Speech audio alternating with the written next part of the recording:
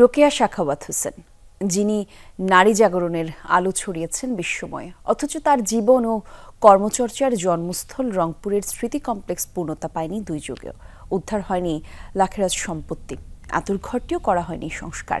এমন প্রেক্ষিতে স্মৃতি কমপ্লেক্স সহ সবকিছুই রোকেয়া বিশ্ববিদ্যালয়ে অধিভুক্ত করার আলোচনা উঠছে।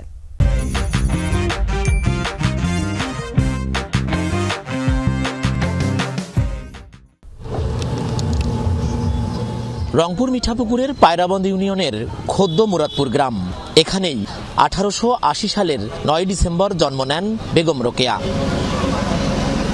রোকেয়ার জীবন ও কর্ম নতুন প্রজন্মের কাছে তুলে ধরতে প্রায় 4 কোটি টাকা ব্যয়ে নির্মাণ করা হয় বেগম রোকেয়া স্মৃতি কমপ্লেক্স। 2001 সালে চালুর পর 2.5 মাসের মাথায় থেমে যায় কার্যক্রম। গবেষণা কক্ষের তালা খোলেনি 23 বছরেও।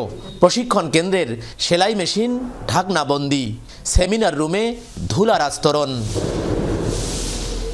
খোলা পাওয়া যায় কেবল পাঠাগারটি, সেখানেও ধুলায় ধূসরিত, যদিও আশা দেখাচ্ছে বাংলা একাডেমি। তার জন্মস্থানটি এখনো অবহেলিত রয়েছে। প্রতি বছর শুধুমাত্র আমরা মেলা দিয়ে তাকে জানান পাই, তাছাড়া কিন্তু তার কোনো উদ্যোগ নেই এবং কোনো উন্নয়ন নেই। এটা থেকে মশা উৎপাদন হয় আর কি, ডেঙ্গু উৎপাদন হয়, জ্ঞান উৎপাদন হচ্ছে না। এই রোকেয়া স্মৃতি কেন্দ্রে বেশ কিছু প্রশিক্ষণ কর্মসূচি চালু ছিল, যেগুলো আপাতত বন্ধ রয়েছে। আশা করছি যে খুব শীঘ্রই সেটি চালু হবে। বিশেষ করে সঙ্গীত প্রশিক্ষণ কোর্সটি খুব শীঘ্রই চালু হবে। বাস্তবতাটা যখন এমন, বাহিরের নান্দনিক এই সৌন্দর্যটুকু বজায় থাকলেও ভেতরে কেবল পাঠাগার ছাড়া আর কোনো কার্যক্রমই সচল নেই। এমন অবস্থায় বেগম রোকেয়া বিশ্ববিদ্যালয় থেকে এই স্মৃতি কেন্দ্রটিকে একীভূত করার প্রস্তাবনা তোলা হচ্ছে, কিন্তু সেটি কিভাবে সম্ভব? স্মৃতি কেন্দ্রটিকে বিশ্ববিদ্যালয়ের অধিভুক্ত করতে বিভিন্ন যুক্তি তুলে ধরছেন শিক্ষার্থী, শিক্ষকরা।